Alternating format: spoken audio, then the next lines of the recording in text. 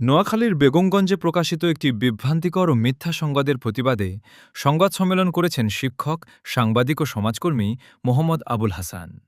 বুধবার বেগমগঞ্জের একটি চাইনিজ রেস্টুরেন্টে আয়োজিত সংবাদ সম্মেলনে তিনি দাবি করেন, উদ্দেশ্যপ্রণোদিতভাবে তার বিরুদ্ধে অসত্য তথ্য প্রচার করে ব্যক্তিসম্মান ও পেশাগত ভাবমূর্তি ক্ষুণ্ণ করা হচ্ছে।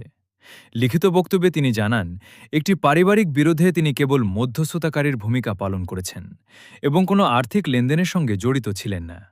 এ ঘটনায় সামাজিক যোগাযোগ মাধ্যম ও কিছু গণমাধ্যমে বিভ্রান্তিকর তথ্য প্রকাশে তিনি ক্ষোভ প্রকাশ করেন এবং নিরপেক্ষ তদন্ত ও সুষ্ঠু বিচারের দাবি জানান।